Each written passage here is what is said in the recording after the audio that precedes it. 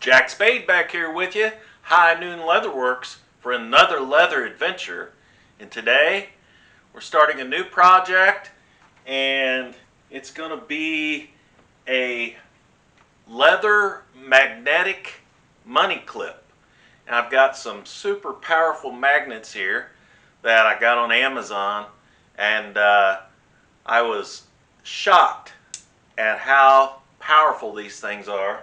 So I hope they're going to be able to do the job of what I want them to do on this money clip.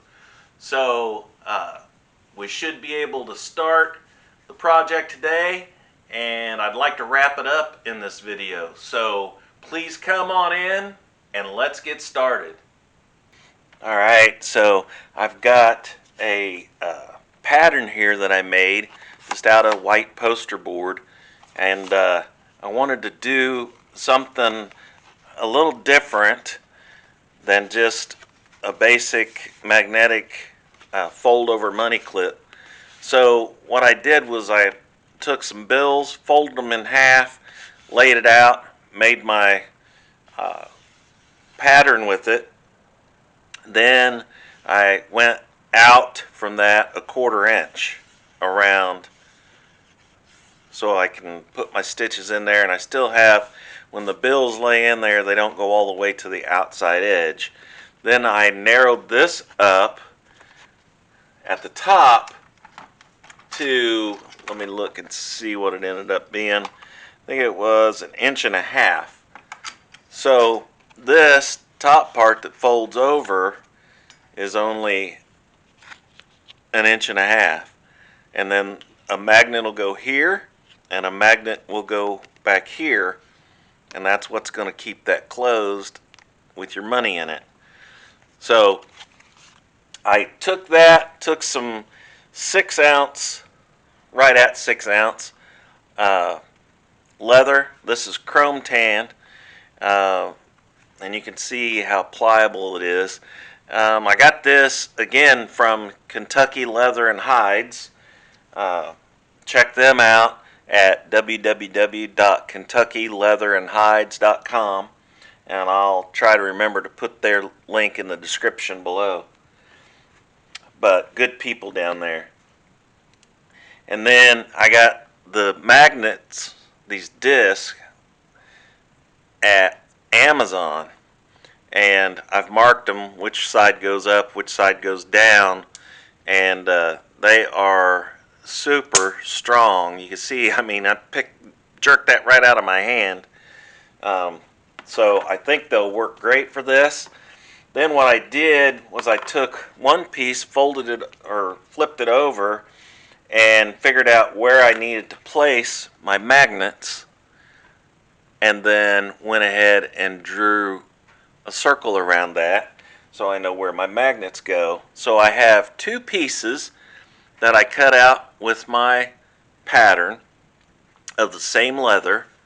Those will glue together with some contact cement. Then I'll go ahead and stitch those together, and that will also have my magnets in between there. So first thing I want to do is I definitely want to make sure that I put my magnets. I'm just going to go ahead and use contact cement on those also, and I'm not really that concerned about them moving around, just because the contact cement around the leather and the contact cement with the magnet itself, I don't think they're going to move around to where I would need to stitch around them or anything to keep them from moving. I don't know, I haven't tried this, so we're going to see how this works. I did go ahead and take beveled the edge slightly on both pieces. I did use my grooving tool and put a slight groove along the edge all the way around for my stitching, and then I went ahead and used my stitching punch and punched my holes for my stitching all the way around on both pieces. So I've got all that prepped. I'll probably use just a basic saddle stitch. Do this by hand.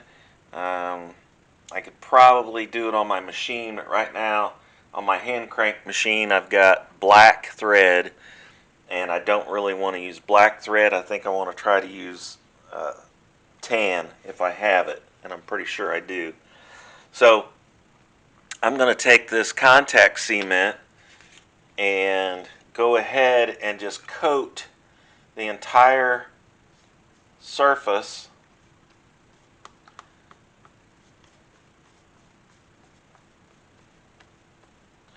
of the raw side, or the back side, of both pieces. And the key, I've been doing this, I don't know, I've probably done 3 or 4 different projects using this, and the key is to make sure that I get it coated perfectly. In other words, 100% of a coating. It doesn't have to be super thick or anything. It just needs to, you need to make sure that you get 100% of the area coated. And I just like to keep spreading it until I know I have 100% of that area coated. I'm not worried about it getting on my self-healing cutting mat, because that'll just pull right up or roll right up when it dries. So that's the large area, definitely 100% covered. Now I'm going to go to the smaller area down here, my 1.5 inch.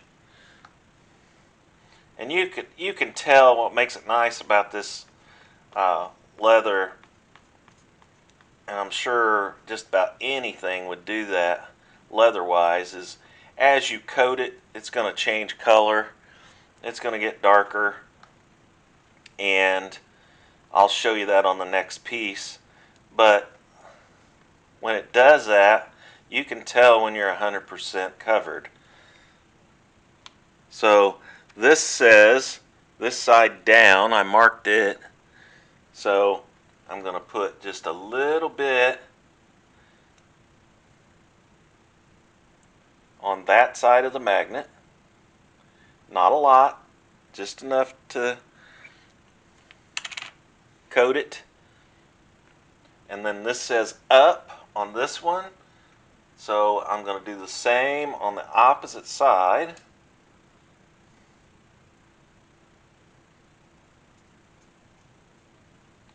And again, I'm just putting a very, very light coat of that on there. And then let me show you what that looks like compared to a piece that's coated, an area that's coated, and an area that's not. And I'll show you the difference. And you can see how it changes color, so you can definitely tell. And my lid to my brush just stuck right to that magnet, and I set it down an inch away from it, so it's really powerful. So let's keep coating this.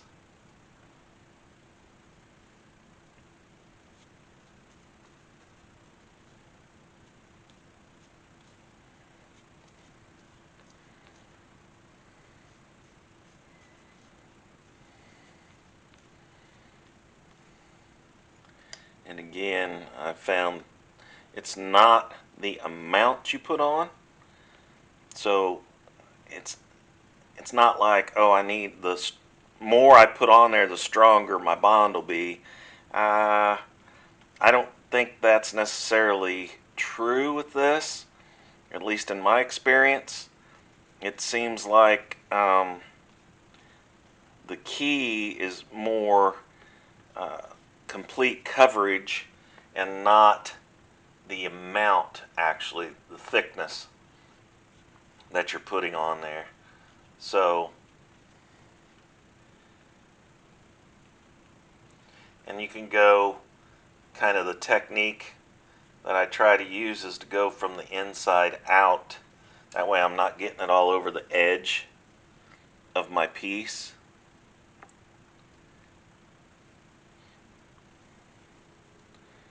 So if I work from the center out to the edge, that seems to be the best brushing technique that I've found. It keeps all that excess from getting on the edge if you went back and forth.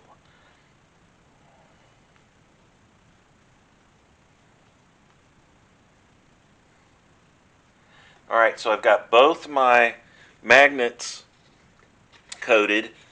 I've got both of my pieces of leather coated. This one, the first one, looks like it's already starting to dry pretty good. My first magnet's drying. It's tacky, and I can kind of tell too by the glue on the self-healing cutting mat. And I'll show you what I'm talking about as far as don't worry about getting that on there if that's what you're using to work on, because it will just roll right up on itself as it dries, and then you can get rid of it. Let me finish this over here so I could do my cleanup here while my pieces are pretty well drying. And I just roll that, and that little rubber cement ball just keeps getting bigger and bigger until I get my surface cleaned up of that excess glue. And that's what I end up with, is just that little small ball of rubber cement. So now my surface is all clean, ready to move on to my next step. And this is nice and dry. It's just a hair tacky. And I want to take my magnet with my glue side and put it down on the mark that I put on here, and make sure you've got it where you want it, because once you lay that down on there and those two pieces come together with that contact cement, it's pretty much, you're going to have a hard time getting it off of there. I'll take my second piece, put it on my second mark down here on the large portion, push down on it,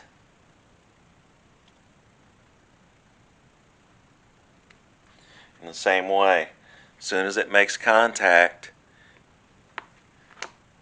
it's in there really well. Now I can take my second piece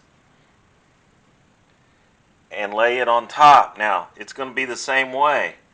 You need to make sure you get it exactly where you want it before you lay it down, because once it makes good solid contact,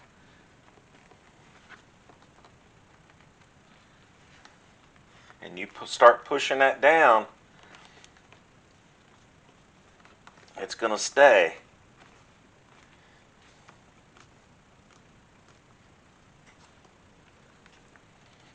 And I'm going to push down around the edges here.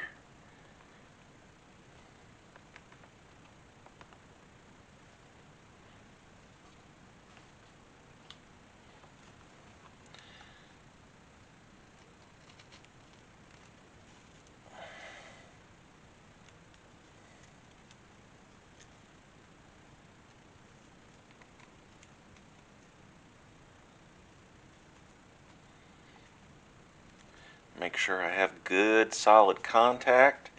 And then I always like to take my mallet, make sure it's nice and clean and it's flat.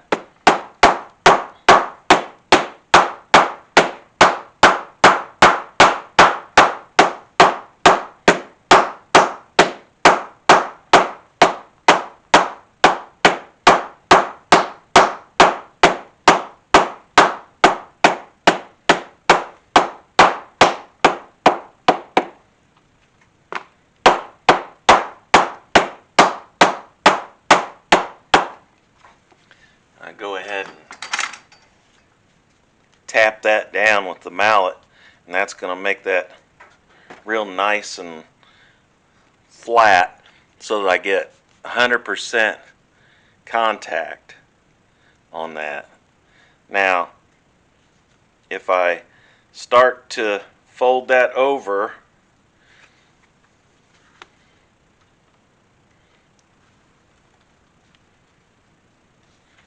and I'll have to leave myself a little bit of a rounded part here because of the two thicknesses.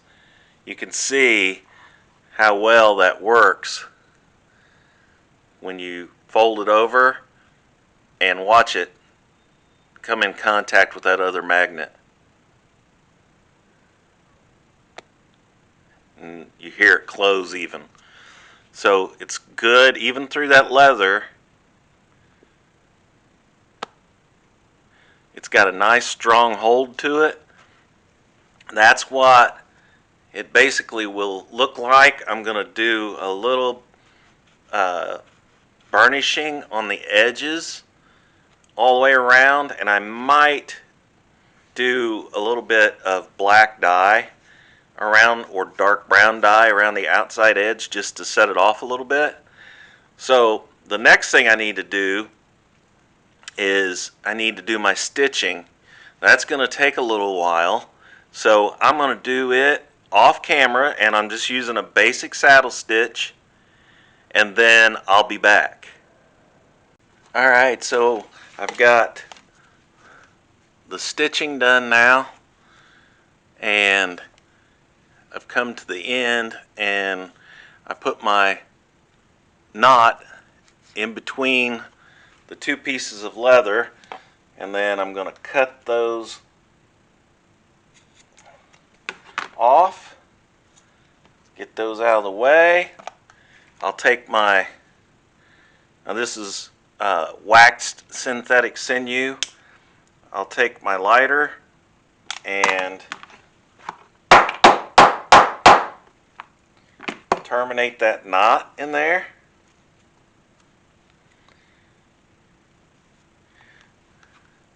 So there's where we're at this point. And you can see I've got, there's the one magnet, and then you can see where the second one is. You can see how well it closes. So it's going well. Next thing I want to do is I want to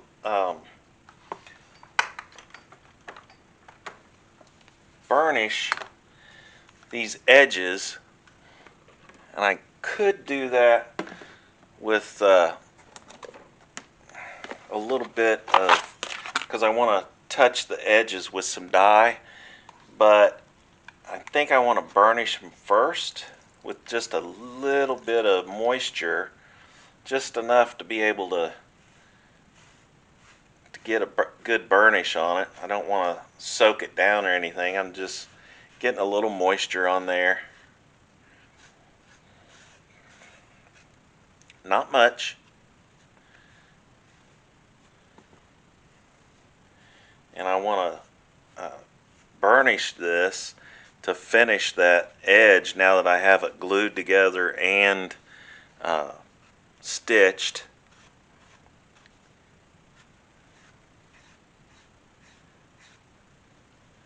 And then I'll go back and I want to put some dark brown maybe. I don't think I want to go black. I might even go a little, might do a light brown or something. You can see what just the moisture did to the edges. Makes it look better, I think. We'll let that kind of sit and come back dry just a little bit so I can hit that with the varnishing tool. Again, I am really impressed with these magnets. I forget exactly how much they were. They weren't super expensive. I think I got 2 sets of them for, I know, under $10. So probably a lot cheaper than that, but I know for sure it was under that. So you might check that out on Amazon's where I got those. And let me go ahead and see if this thing is even close to being ready. Still a little moist. So I'll get my gloves. Normally I'll use a container to put my dye in, but since I'm using such a little amount, I'm not going to do that. I'm going to actually use one of these foam Q-tips and do it with that. Let's see, I've got medium brown, light brown, mahogany, tan. Let's see what tan looks like here on my, yeah, there's what tan looks like on my samples here that I made. And I just made those out of scraps and then marked on the back what they were. That way I'd have kind of an idea of what it would look like. So I think I'll use that tan. It's just a little bit darker than this color here. I'm not positive what this color is because it was already colored, already dyed.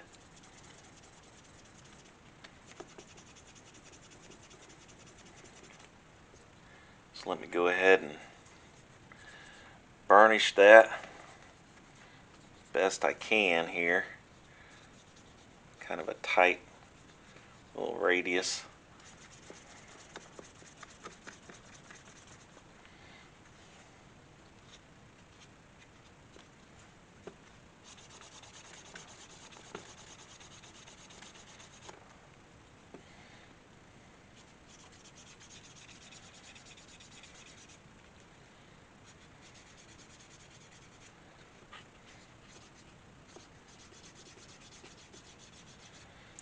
And what this is going to do, hopefully, yeah, is going to make those edges real nice and even all the way around.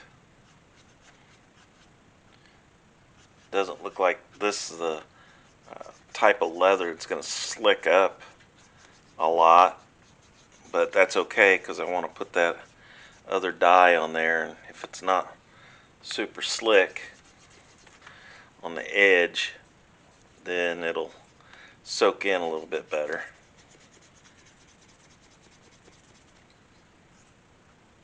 So those edges look much, much better.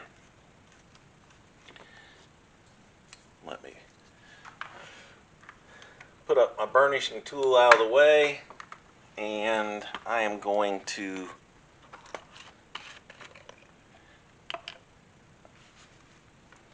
hit my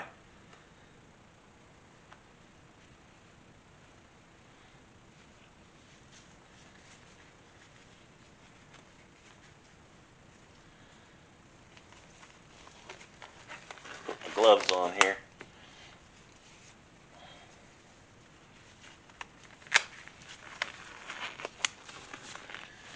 I'm going to go ahead and hit that edge.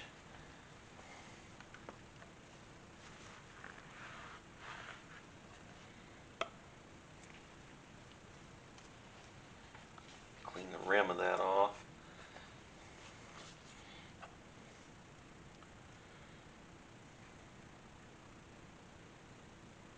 I want to be very careful about how much I get on here.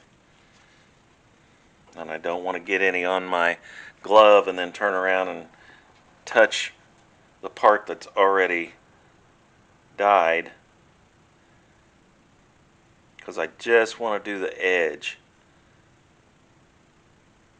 So I want to be real careful about how much dye I actually put You know what? I'm going to lay that on that rag that I just used. I want to be real careful about how much I put on the edge because I don't want it bleeding over. I just want it on the edge only. I don't want it bleeding over onto my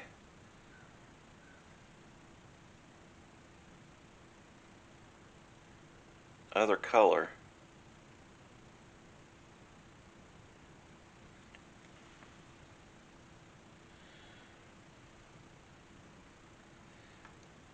And it looks like it's easily going to do that. You can see I've already made a mistake. You can see where that's trying to bleed into that other color there. So now I'm to the point where I've already committed myself. So I'm going to have to dye this whole thing, this tan color, in order for it to match. So I'm going to get a wool dauber here.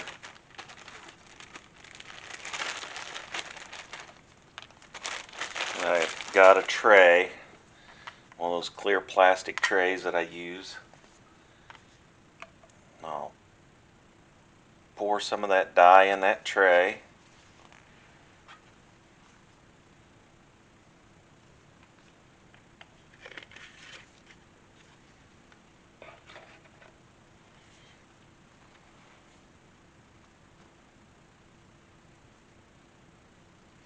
And then I'll go ahead and dye this whole thing in tan now. Since I messed that up, that wasn't my plan, but that's okay. This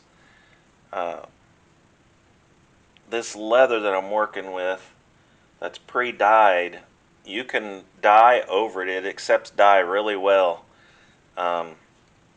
So if you want to dye over it with a black or a darker color than what it is originally, it does a really good job of taking that dye. So and I'll show you what that looks like here.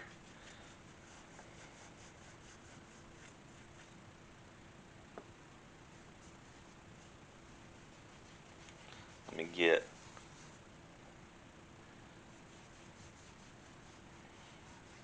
all my thread and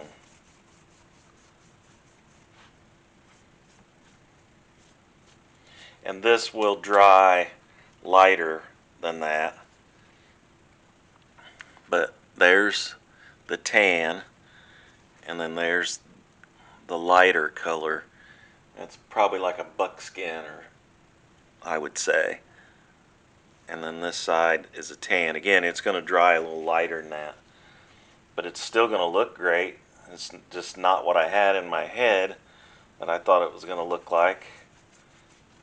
Kind of wanted it to have a darker edge than the rest of it, but that's okay.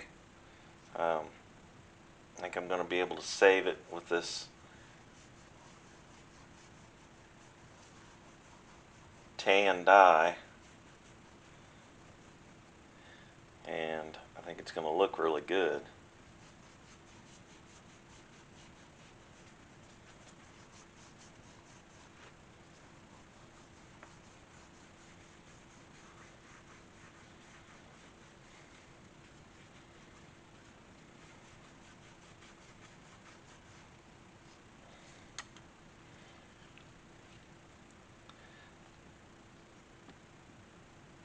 Let's set that there.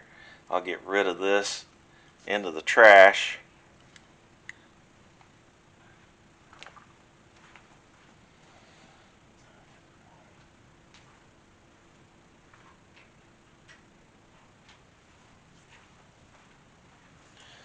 Alright, so some of this is already lightening up, you can see.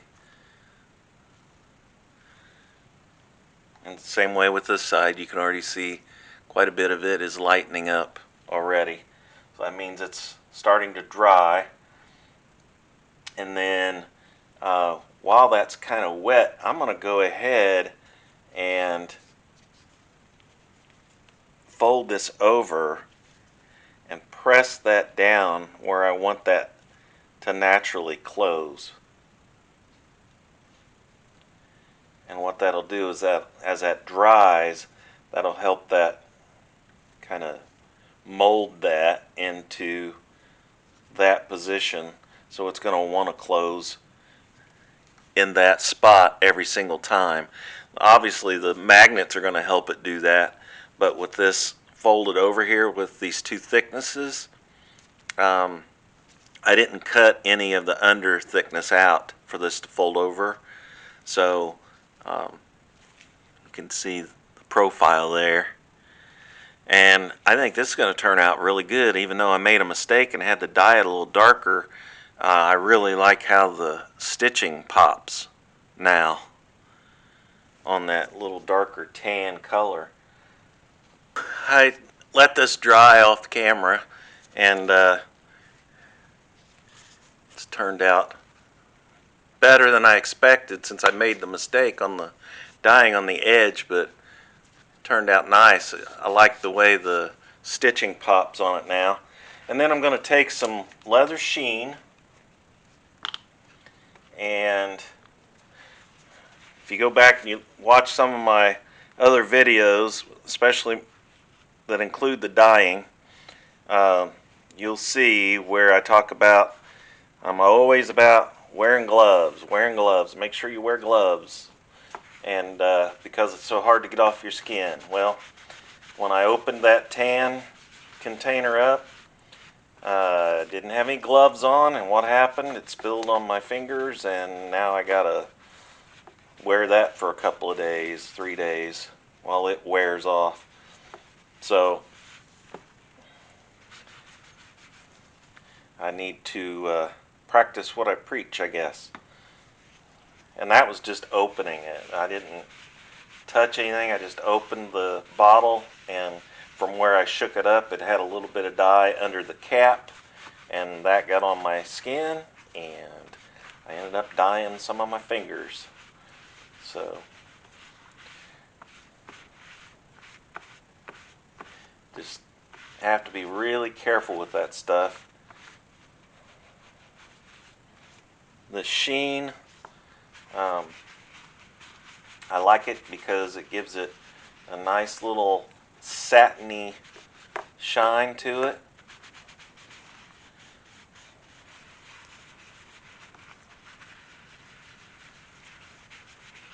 And I'll normally put it on with a clean white cloth. It's not a paper towel. It's like a shop rag, but it's white. I wouldn't want to use anything with dye in it, no color. But like they make blue shop towels, throwaway shop towels, and I think they make some red ones. I would not use those because of the dye in them. So I buy white ones. So I'll just rub that in, let that dry for just a second. I'll take a microfiber cloth, a dry microfiber cloth, and I'll start buffing that.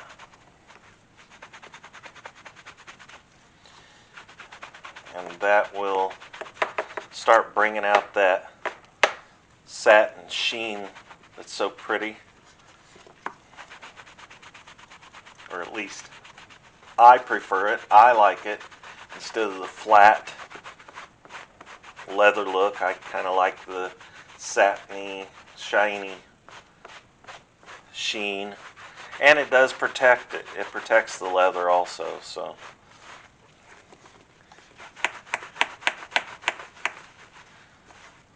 give it a nice little buff there with that microfiber.